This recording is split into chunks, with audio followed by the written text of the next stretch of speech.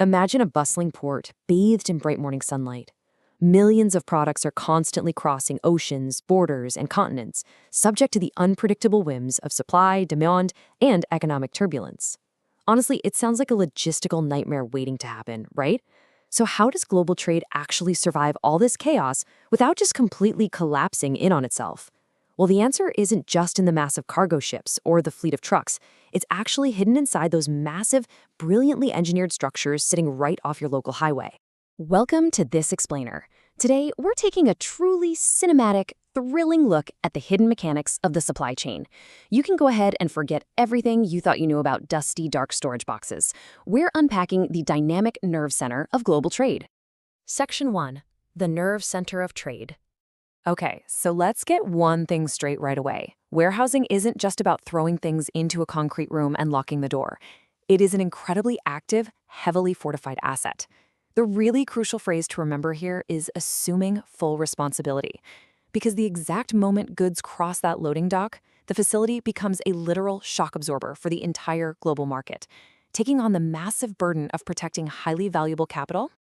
So there are 6 primary functions at play. Sure, they store surplus goods, that's obvious, but think about stabilizing prices. By holding goods when supply is super high and releasing them when demand spikes, warehouses literally prevent market crashes. It's wild. They absorb the risk of loss or damage, and they actually act as financial tools. Businesses can literally get loans against the security of the goods deposited inside. Plus, they act as the silent engines driving foreign trade and adding real value through repacking and grading, way before a product ever hits a gleaming store shelf. Let's move on to Section 2. The architecture of storage. The whole warehousing landscape is basically split in two.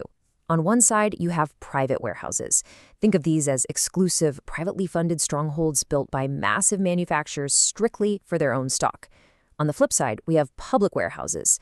These are open to the broader business community and licensed by the government. And here's the real kicker. Because they're officially recognized, a receipt from a public warehouse keeper can actually be used as collateral to score a bank loan. It's a huge strategic advantage. The buildings themselves are just incredible. Highly specialized machines built to withstand pretty much anything. You've got your classical concrete single-story setups, sure, but then you have silos, these towering vertical structures with automated aeration designed specifically for grain. You've got elevators that discharge cargo directly into a railway wagon or ship. Need something fast? Portable warehouses can be thrown up in literally 2 to 3 days to weather heavy winds and rain. And at the absolute cutting edge, we have automatic warehouses, where huge operations happen with zero manual handling. We're talking beautifully choreographed robotics slashing distribution costs. Now, consider the brilliant strategic loophole of the bonded warehouse. Imagine you import this massive shipment, but you just don't have the cash on hand to pay the government duties yet. No problem. You place the goods in a custom bonded warehouse.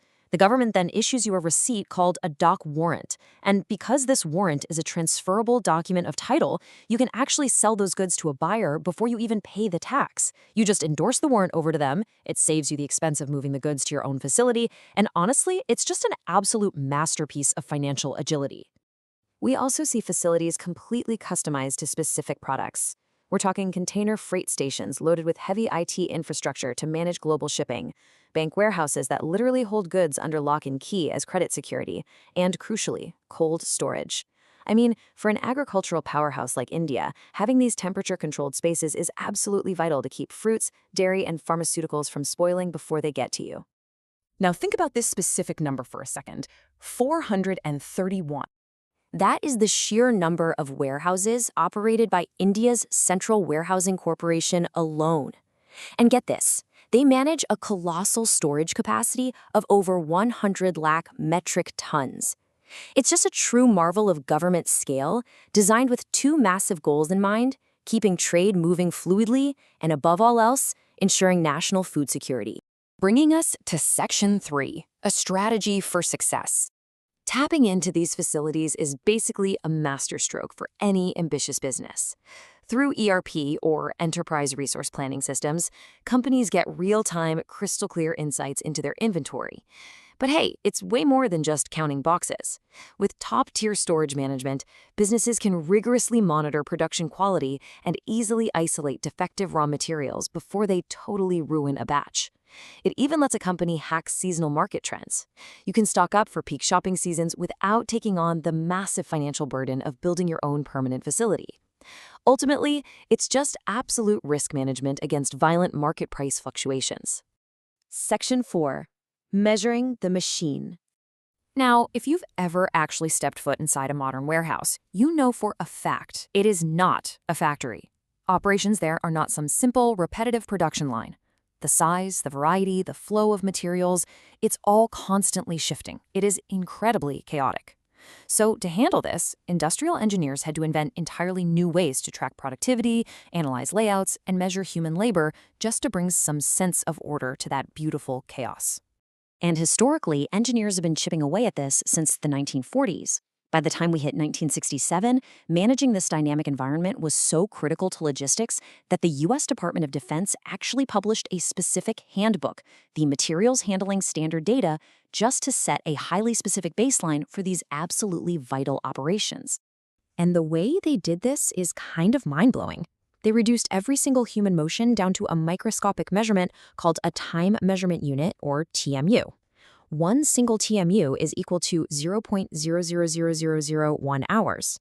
So by taking a totally normal warehouse operation, breaking it down into these tiny elements, which even includes travel and rest times, and applying these TMUs, management can literally decode chaotic human labor into pure, actionable data to judge performance fairly. Which leads us perfectly into Section 5, the rules of the game. Look, you can't just open a big metal shed and call yourself a global supply chain player. In India, to operate a warehousing business and issue those incredibly powerful negotiable receipts we talked about, a facility absolutely must be officially registered. They are strictly governed by the Warehousing Development and Regulation Act of 27. The really crucial takeaway here is that this entire system is held together by incredibly high stakes. If a warehouse manager fails to properly ascertain the quality and quantity of goods, or if they fail to deliver the goods when a lawful receipt is surrendered, they are not just getting a slap on the wrist. They're looking at severe penalties. We're talking up to 3 years of imprisonment, a fine of 1 lakh rupees, or both. These regulations are fiercely strict for one simple reason. The entire integrity of the global supply chain relies entirely on trust in these brightly lit fortresses of commerce. And that brings us to the end of our explainer. The very next time you're driving down the highway and you're past one of those massive windowless concrete buildings, I want you to look at it totally differently. It is not empty space. It is a highly regulated, technologically advanced fortress that is stabilizing prices, securing loans, and honestly, just keeping the global economy moving. It kind of leaves you wondering, what vital piece of the global puzzle is being strategically held inside right now? Thanks for watching and stay curious.